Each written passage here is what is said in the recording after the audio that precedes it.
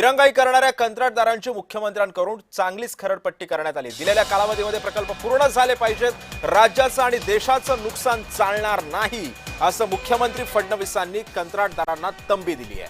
वेळेमध्ये प्रकल्प पूर्ण केला नाही तर दुसरं काम देणार नाही।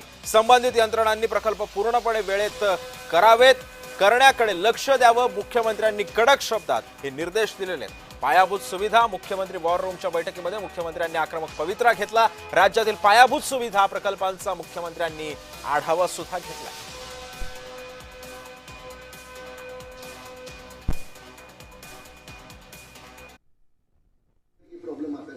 तो ये आपने फ्लैग किया क्या? आप बताइए ना, आपके यहाँ कौन अधिकारी है, इनका कौन देखता है?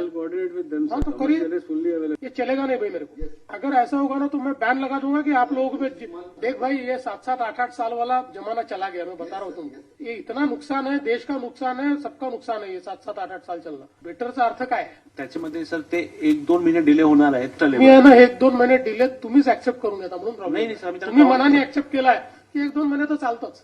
पहिले तुमच्या मनात हे पक्का करा की time line is time line.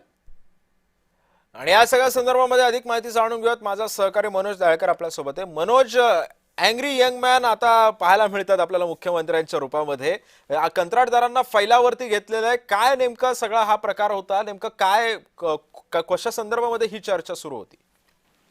बरोबर सिद्धेश, तू आता ज्या पद्धतीने बोलत अँग्री यंग मॅन होताना दिसतात मुख्यमंत्र्यांनी काल वर्षा निवासानी बैठका बोलवल्या होत्या आणि त्यामध्ये दिरंगाई करणाऱ्या कंत्राटदारांची मुख्यमंत्र्यांकडून खरडपट्टी ही काढण्यात आलेली आहे। दिलेल्या कालावधीत प्रकल्प पूर्ण न झालाच पाहिजे असं उद्धव मुख्यमंत्र्यांनी काढलेले आहेत। आणि आपण राज्याचे देशाचे नुकसान हे चालणार नाही। मुख्यमंत्री देवेंद्र फडणवीस यांची कंत्राटदारांना या ठिकाणी तंबी देण्यात आलेली आहे। त्यामुळे वेळेत प्रकल्प पूर्ण केला नाही तर दुसरे काम देणार नाही असं मुख्यमंत्र्यांनी या ठिकाणी म्हटलेलं आहे। आणि आपण संबंधित यंत्रणांनी प्रकल्प वेळेत पूर्ण करण्याकडे लक्ष द्यावे असं मुख्यमंत्र्यांनी निर्देश सुद्धा दिलेले आहेत। आणि मुख्यमंत्र्यांचे कडक शब्दात निर्देश आपण पाहायला बघितलेले आहेत। आणि आपण पायाभूत सुविधांची मुख्यमंत्री वॉर रूमच्या बैठकीत मुख्यमंत्र्यांकडून हा पवित्रा घेण्यात आलेला आहे। आणि राज्यातील पायाभूत सुविधा प्रकल्पांचा मुख्यमंत्र्यांना आढावा सुद्धा या बैठकीमधून घेण्यात आलेला आहे। त्यामुळे मुख्यमंत्र्यांना अँग्री यंग मॅनचा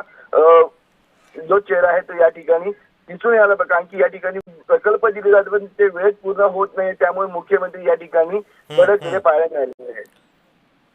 नक्कीच धन्यवाद मनोज, तू दिलेल्या सविस्तर माहितीबद्दल।